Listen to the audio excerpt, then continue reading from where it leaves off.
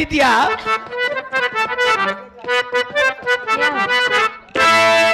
अरे पियवा सिवान से,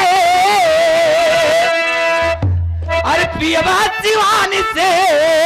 हरि अनहारे भैलिया ए अनहारे भैले आए देवरतानी देहिया पे डाली दार जा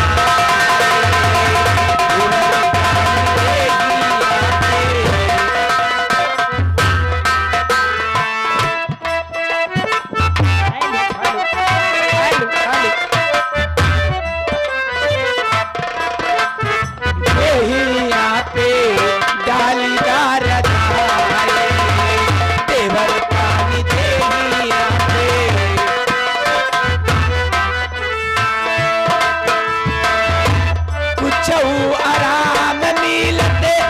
पततानी आई था जड़ बड़ लागे राजा हम घर मई था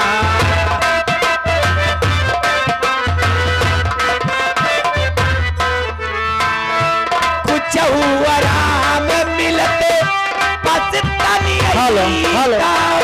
जड़ बड़ लागे राजा हम घर मई था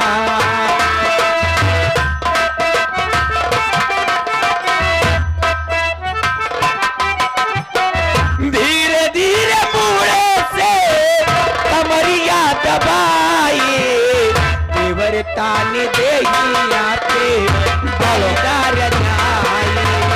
देवरतानी देहिया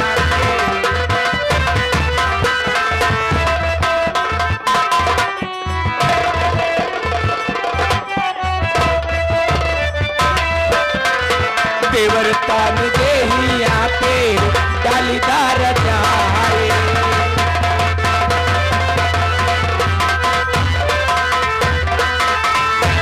ओझा चाहे सोझा चाहे सोखा बोलाई दा ऐसन बीमारी हवे हमके झरवाई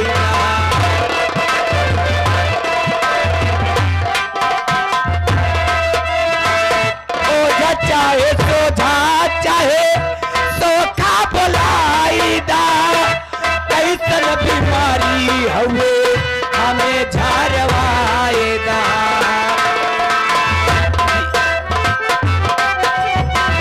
सूटे नहीं तारे रेजी दवाए देवरतानी देहिया पे डालीदार जाए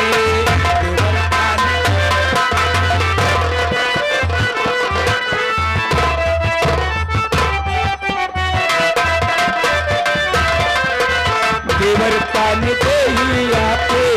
डालीदार जाए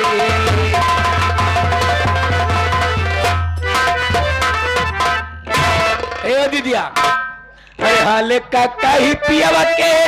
बिना चलुए इंजन चापता हाल का कही पियवा के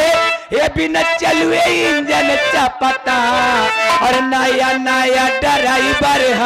हर नवे नया नया ड्राइवर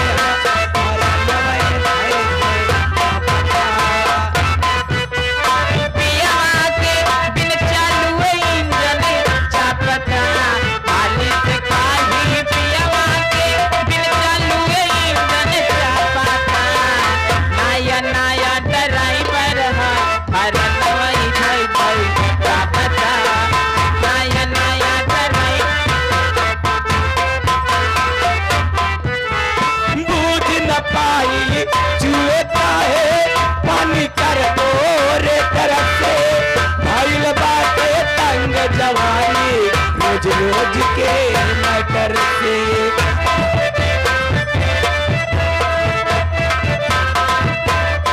भाईल बाटे तंग जवानी रोज रोज के मटर अरे हाथ जब जब पी तब गड़िया करे स्टाइल चापता हेलो ए दीदी ये देखो 100 रुपया दो।